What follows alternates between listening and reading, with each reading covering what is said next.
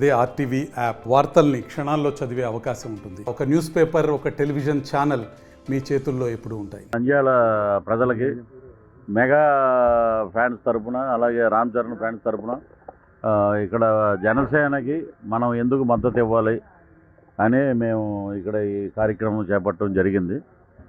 Johnny master గారు కూడా వస్తున్నారు, స్వామినాయుడు గారు వస్తున్నారు, వాళ్ళిద్దరు. నేను రాత్రి రావడం జరిగింది.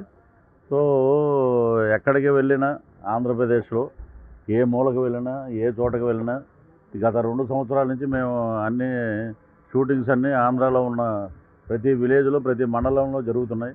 ఎక్కడికి వెళ్ళినా ఒక నిశ్శబ్ద వాతావరణం, ఒక స్తబ్దత. ఎలా ఉందంటే వాళ్ళు ఫస్ట్ ఏమనేవారు, వైనాట్ 175 అనేవారు. 175 అంతా 17కి వచ్చే స్థితిలోకి వచ్చేసింది. ఇప్పుడు ఎక్కడ చూసినా ఏంటంటే వ్యతిరేకత మామూలుగా లేదు ప్రజల నుంచి.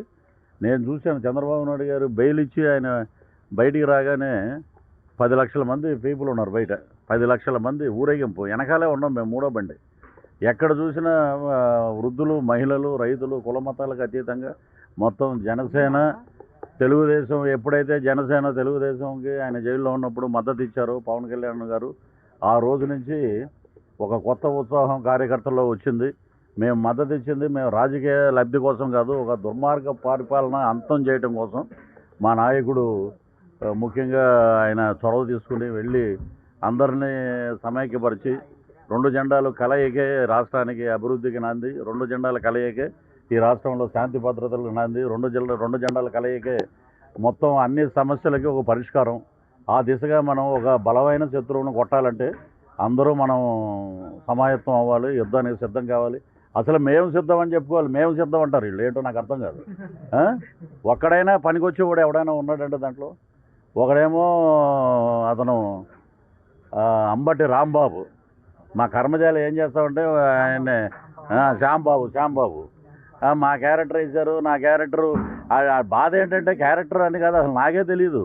నాకు సముద్రకాని గారు పిలిచి, ఒక దరిద్రుడు బాధ్యత లేనివాడు తిరుగుతుంటాడు, ఆ క్యారెక్టర్ మీరు చేస్తారా, 1 నిమిషం కూడా ఉండదండి అంటే, అలాగంటే భలే పవర్ స్టార్ గారి పక్కన సెకండ్ ఉన్నా చాలన్నా నేను. కానీ ఇంత దరిద్రుడని నేను కల్లో కూడా ఊహించలేదు. అది ఏం తెలుసు అసలు. ఏదో కూర్చుని ఏదో వాగటం, మాట్లాడటం, డిస్ట్రిబ్యూటర్గా పనికి వస్తాడు భవిష్యత్తులో. అంటే లెక్కలు చెప్పడానికి వాటికి. పోలవరంలో ప్రజలు, నిర్వాసితులకు ఏంటి అసలు, పోలవరం ప్రాజెక్టు వల్ల లాభాలేంటి, పోలవరం పట్ల ఆంధ్రప్రదేశ్ ఎంత సస్యశ్యామలంగా మారుతుంది, దీనికి గత నాయకులు ఏం చేశారు, మేమేం చేస్తున్నాం, ఇవి చెప్పడం మానేసి ఆయన నెల్లూరులో సవాల్ చేసి చూడతను, అనిల్ కుమార్ యాదవ్ ఎవరో పేరు, అయిపోతుంది వచ్చేస్తుంది అన్నాడు, అంతే వెనక్కి వెళ్ళింది. నెక్స్ట్ ఇప్పుడేమో ఇతను ఆ గేట్లు ఏంటో కూడా తెలియదు, ఇతను తీసుకెళ్ళి మా కర్మచారి. మా దౌర్భాగ్యం ఏంటంటే ఆయన పోలవరంకి ఆయన మాట్లాడతాడు. ఇప్పుడు ఎక్కడైనా సరే స్వర్గీయ నందమూరి తారక రామారావు గారు కానీ, స్వర్గీయ రాజశేఖర రెడ్డి గారు కానీ, వారు ఉన్నప్పుడు ప్రతి నెల ఒక సమీక్ష ఉండేది. శాసనసభలో ఒక సమీక్ష పెట్టేవారు, ఏ మంత్రుల విభాగంలో ఎవరు ఏం చేస్తున్నారు రాష్ట్ర ప్రజలకు తెలియజేసేవారు. ఇప్పుడు ఏమీ లేదండి. 3 పెళ్ళిళ్ళు 2 చోట్ల ఓడిపోయాడు. వీడి పక్క నుండి పెళ్ళిళ్ళు చేసినట్టే. పవన్ కళ్యాణ్ గారు 3 పెళ్ళిళ్ళు చేసుకుంటే పోలవరం ప్రాజెక్ట్ ఏమైనా ఆగిపోయిందా? ప్రజలు ఆలోచించండి. లేకపోతే 2 చోట్ల ఓడిపోతే వీళ్ళు ఏమైనా నిష్ణాతులు, వీళ్ళు ఏమైనా గెలిచారా? 2 చోట్ల మా వాడు గెలిచేవాడే. అక్కడ ఏం జరిగిందో, ఎలా జరిగిందో గతం మేము అక్కడ ఉన్నాం కాబట్టి, ఆ దిక్కుమాలిన కాపురం చేశాం కాబట్టి మాకు తెలుసు. పవన్ కళ్యాణ్ గారు భీమవరంలో గెలిచారు, అది అందరికీ తెలుసు, రాష్ట్ర ప్రజలందరికీ. కానీ న్యాయాన్ని న్యాయంగానే గెలవాలి, పేదవాడికి దగ్గరగా ఉండాలి. ఇంకొకటి ఏం చెప్తున్నారంటే, ఇప్పుడు కొత్తగా వీళ్ళ మిశ్రమ కూటమి ప్రభుత్వం వచ్చేస్తే పథకాలు రద్దు చేసేస్తారు, మీరు అలర్ట్గా ఉండండి, అది ఏదనంటే పథకాలు రద్దు చేయరురా నాయన. మీ జగన్మోహన్ రెడ్డి జేబులోంచి 1 రూపాయి కూడా తీయడు, పేనాసి ముఖ్యమంత్రి రాష్ట్రంలో 1 రూపాయి తీయడు. అలాగే మా నాయకుడు పవన్ కళ్యాణ్ గారు, జనసేన అధ్యక్షులు ఏంటంటే, డబ్బు లేకపోయినా కూడా కౌలు రైతులు, ఆత్మహత్యలు చేసుకున్న రైతులకి తన సొంత డబ్బుల్లోంచి 1 లక్ష రూపాయలు తీసిచ్చి కుటుంబాలకు ఆదుకున్న వ్యక్తి. అలాంటిది రేపు అధికారంలోకి వస్తే, ఈ కూటమి అధికారంలోకి వస్తే అద్భుతంగా 10 రూపాయలు ఎక్కువే మేము పేద ప్రజల కోసం కష్టపడి మేము వెచ్చిస్తాం, ఆ పథకాలను అలా కంటిన్యూ చేస్తామని చెప్పడం జరిగింది. ఇదేంటంటే ఈ దౌర్భాగ్య పరిస్థితి రాష్ట్రంలో ఎక్కడ చూసినా రోడ్లు కానీ, ఒక లిక్కర్లు, మన వాళ్ళు వరల్డ్ కప్ కొట్టలేకపోయారు, దురదృష్టం. ఇక్కడ వరల్డ్ కప్ అంట, వైన్ షాప్లో ఏదో పేరు అది, ఇంకోటి భూమ్ అంట, ఏదో ఇలాంటివి పెట్టి లివర్లు అందరికీ పాడైపోయినాయి. మొత్తం రాష్ట్ర ప్రజల ఆరోగ్యం పోయింది. మొత్తం దోచుకోవటం, సలహాదారులు ముఖ్యంగా సలహాదారులని 59 మంది నుంచి ఇప్పుడు 100 మంది అయిపోయారు. ఒక్కొక్క సలహాదారుడికి 6 లక్షల నుంచి 7 లక్షల వరకు శాలరీస్ అంట. ఎవడబ్బ సొమ్ము అంటే ఇదంతా 140 కోట్లు దాని మీద వెచ్చిస్తున్నారంటే ఈ సజ్జల రామకృష్ణారెడ్డి గారు సకల శాఖ మంత్రి, ఆయనే మాట్లాడతాడు, ఎవడు మాట్లాడు. ఇక రోజమ్మ చెప్పుకుంటూ పోతే మాకే దరిద్రం. మహానంది వెళ్ళి మేము శివుడిని దర్శనం చేసుకొచ్చాం. వీళ్ళ గురించి కూడా మనం మాట్లాడాలా? ఒక గుడ్ మార్నింగ్ కొత్తగా ఇలా పెట్టి ఏలు పెట్టి ఇలా చూపించింది, ఇది గుడ్ మార్నింగ్ అంట. మరి ఇలాంటివి అన్నీ మనం చూస్తున్నారు ప్రజలు. చాలామంది చాలా చోట్ల నేను షూటింగ్కి వెళ్ళినప్పుడు కూడా వాళ్ళందరిని అడుగుతుంటా విలేజుల్లో, ఏంటంటే ఎలా ఉందండి అంటే, శ్రీకాకుళం నుంచి ఇటు మన శ్రీకాళహస్తి వరకు మేము ఒకటే చెప్పేది ఏంటంటే 136 అసెంబ్లీ స్థానాలు, 21 పార్లమెంటు స్థానాలు కూటమి గెలుచుకుంటుంది. ఇది మటుకు పక్కా. ఎందుకంటే సర్వే కూడా దగ్గరే వచ్చారు. నా సర్వేకి సర్వేకి దగ్గరగా వచ్చారు. ఒకటే మా లోకేష్ గారిది డైరీ, రెడ్ డైరీ అని చెప్పి భయపడిపోతున్నారు. కానీ నా దగ్గర కూడా ఒక డైరీ ఉంది, పిఆర్ డైరీ అని ఒకటి ఉంది, బ్రౌన్ కలర్లో ఉంటుంది. అది కూడా చరిత్ర ఏంటంటే, శ్రీకాకుళంలో మేము అప్పుడు క్యాంపెయిన్ చేసినప్పుడు గెలిచిన ఎమ్మెల్యే అప్పుడు ఎంత ఉన్నాడు, ఇప్పుడు ఎంత సంపాదించాడు డబ్బు, అక్కడ అవినీతి ఎంత జరిగింది, నియోజకవర్గంలో అభివృద్ధి ఏంటి, నియోజకవర్గంలో ఏ పనులు ఎలా ఉన్నాయి, అవన్నీ దాని మీద జనసేన తెలుగుదేశం పోరాటం. దాని మీదే ప్రజల్ని మమాయత్తం చేసి ఆ మేనిఫెస్టోని ప్రజల మధ్యలోకి తీసుకెళ్ళి మేమందరం కష్టపడి పనిచేసి, ఎందుకంటే ఈసారి మనం ఎలా ఉండాలంటే మన నెత్తి మీద కత్తి ఉందని చెప్పి మనం పనిచేయాలి.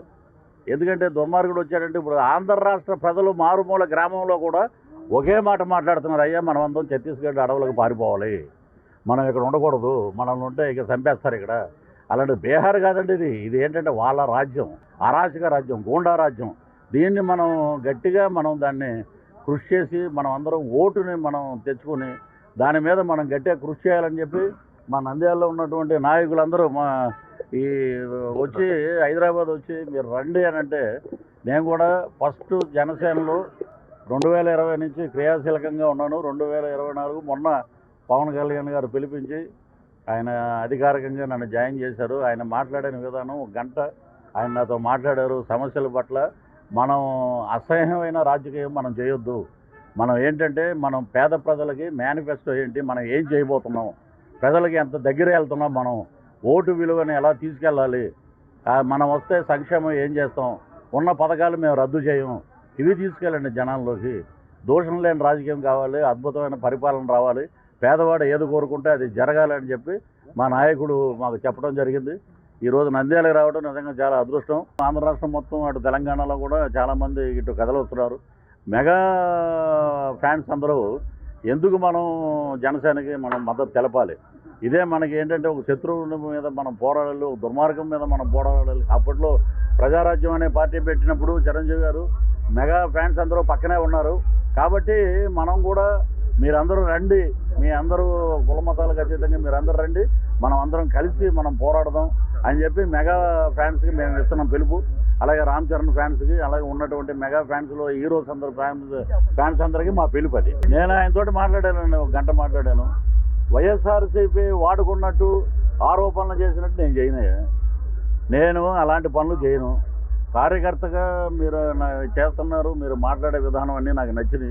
రేపటి రోజున నా భవిష్యత్తు ఎంత ముఖ్యమో పార్టీలో నేను మిమ్మల్ని ఆ స్థాయిలో నేను మిమ్మల్ని నిలబెడతాను. ఆ మాట మాకు కొండంత అండ. దేవుడు ప్రత్యక్షం అయ్యి నడిచి వచ్చి నాకు వరం ఇచ్చినట్టు అనిపించింది. సో అదే అంటే ఒక అద్భుతమైన నాయకుడు. ఖద్దర వేసుకున్నా కూడా ఖద్దర మాటలు మాట్లాడిన నాయకుడు ఎవరంటే పవన్ కళ్యాణ్ గారు.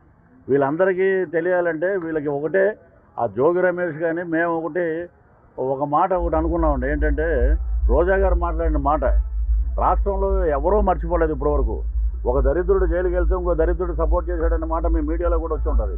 ఆవిడ స్వీట్లు పంచింది, బాణసంచ కాల్చింది, నన్ను ఇలాగ అన్నాడు ఆయన, నన్ను ఇలాగ అన్నారు, రాష్ట్రం ఏమైపోయింది అన్నప్పుడు నీ నియోజకవర్గంలో ఉన్న పెద్దిరెడ్డి రామచంద్రారెడ్డి మాట్లాడలా, నీ మహిళా ఎమ్మెల్యేలే మాట్లాడలా, నువ్వు ఎక్కడో దర్శనాల నుంచి తీసుకొచ్చే హీరోయిన్లు ఏదో పట అని మాట్లాడేశారు. నీ చరిత్ర తెలియదు కదా, ఏదో మాట్లాడారు, మొత్తం నువ్వు తిరుపతి తీసుకెళ్తున్నావు, దర్శనాలు ఇప్పిస్తున్నావు అని చెప్పి. కానీ అసందర్భంగా మాట్లాడిన మాటలకి తగిన శాస్తి. ఇప్పుడు అతనికి ఎటు తిరిగి టికెట్ లేదు, సంక్రాంతి డ్యాన్సులు వేసుకుంటున్నాడు. అతనికి ఏంటంటే రేపొద్దున్న మా జన సైనికులందరూ ఒక మాట అన్నారు, మా వీర మహిళలందరూ ఎక్కడైనా పృథ్వీరాజు గారు మన గవర్నమెంట్ వచ్చాక ఏదైనా సంక్రాంతి సంబరాలు జరిగితే ఆయన పిలుస్తాం శ్యాంబాబుని, మినిస్టర్ చేసాడు కదా పాపం, లక్షిద్దాం. ఇక రోజా ఆల్రెడీ డిసైడెడ్ అండి, మొత్తం పట్మన్ లేచిపోయి వికెట్ ఫస్ట్ అదే క్లీన్ బౌల్డ్ అంటే డైమండ్ రాణి మీద చాలా ఎలిగేషన్స్ ఉన్నాయి. వాటి మీద కూడా మా మిశ్రమ ప్రభుత్వం, మా కూటమి వచ్చాక ఎంక్వైరీ పెడతారు మా నాయకులు. జగన్మోహన్ రెడ్డి గారి గురించి చెప్పమంటే ఆ రోజు ఒకటి కార్టూన్ వేశారు, ఏదో రాజశేఖర రెడ్డి గారు హెలికాప్టర్ స్వర్గీయ మహానుభావుడు వెళ్తున్నప్పుడు ఈయన ఎందుకు వెళ్ళలేదు పక్కన అని అన్నారు. అలాంటి వాడు మాట గెలిచాక ఒకప్పుడు వైఎస్ జగన్మోహన్ మంచి మాట అడిగారు మీరు. అది మొన్న రోజా గారు ఏదో మాట్లాడి వీళ్ళేదో కాంగ్రెస్ పార్టీ మునిగిపోయిందంటే చచ్చిపోయిన సమమే, నలుగురే మోస్తున్నారంటే నలుగురు మోసినా రేపొద్దున వాళ్ళంతా మీ దాంట్లోనే కదా ఉన్నారు మొత్తం. ఇప్పుడు ఏమంటుంది, ఇది చెల్లి 3600 కిలోమీటర్లు పాదయాత్ర చేసింది, తల్లికి చెల్లికి న్యాయం చేయడం రాష్ట్రంలో అందరూ మా కులాలు అంటారు, అన్నీ బీసీలు ఎస్సీలు ఎస్టీలు అందరూ అందరూ మైనార్టీలు అందరూ మా కులాలే అంటారు. 26 పథకాలు అలా తీసి అవతల పాడేశారు. అంబేద్కర్ విద్యానని ఉంటే దాన్ని తీసి జగన్మోహన్ రెడ్డి విద్యాదేవనని పెట్టారు. ఇవన్నీ ఏంటంటే ఎలా ఉన్నాయంటే సొంత చెల్లిగా న్యాయం చేయలేని వాళ్ళు రాష్ట్రానికి ఏం చేస్తారు. ఇప్పుడు ఏంటంటే ఆయన చరిత్రలో ఒకసారి ముఖ్యమంత్రి అయిపోయాడు, 151 ముద్దులు పెట్టారు, చేతులు పెట్టారు, భస్మం చేశారు, అయిపోయింది. ఆరోగ్యం పోయింది, డబ్బులు పోయింది, దోచుకున్నారు కొండలు. మన నంద్యాలలో ఇంకేమైనా మిగిలిపోయినాయి ఏమైనా ఉంటే చూసుకుంటే అవి కూడా మనం దాచుకునే పరిస్థితి, వాటి మీద మనం పోరాడాలి. కాబట్టి ఇక ఇక్కడికి చర్మగీతం అయిపోయింది. యాత్ర అసలు ఎవరు పట్టించుకోవట్లేదండి. యాత్ర ఆయన రామ్ గోపాల్ వర్మ ఎవరో ఒక అమ్మాయిని పక్కన పెట్టుకుని ఏదో తాగుతూ ఏదో మాట్లాడతాడు, వాళ్ళ విజ్ఞతకి వదిలేదు. మరి వాళ్ళ సంస్కారం ఏంటంటే అది, వాళ్ళు ప్రోత్సహించేది ఎవరినంటే వాళ్ళనే. మరి దీన్ని బట్టే ప్రజలకి అర్థమవుతుంది ఒకటే చాలామంది నేను పళ్ళు అమ్ముకునే వాళ్ళని వీళ్ళని మొన్న శ్రీకాకుళం వెళ్ళినప్పుడు నేను అడిగాను, ఏంటంటే ఏటి బాబు అలాగే రాజకీయం అన్నాక ఏదేదో మాట్లాడుకోవాలి కానీ సొంత చెల్లిని తిట్టిస్తాడు ఏంటి బాబు, ఇది ఇతనేమన్నది మా కాడ అయితే మేము జొల్లగొట్టేసేవాళ్ళం మేము అని అంటున్నారు మాట వాళ్ళ భాషలో. అంటే సామాన్యుడికి కూడా అర్థమైపోయింది ఇతనికి ఏంటంటే సెంటిమెంట్స్ లేవు. ఏదన్నా సరే ఇలాగా ముందు ఇలా దండం పెట్టడం, నెత్తి మీద చేయబెట్టడం, బుద్ధులు పెట్టడం.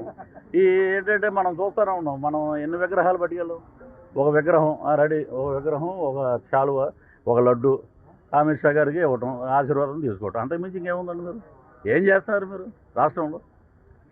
దీని మీదే మా పోరాటం. Mega fans, Ram Charan fans, మా హీరోల ఫ్యాన్స్ అందరినీ కలుపుకుంటాం.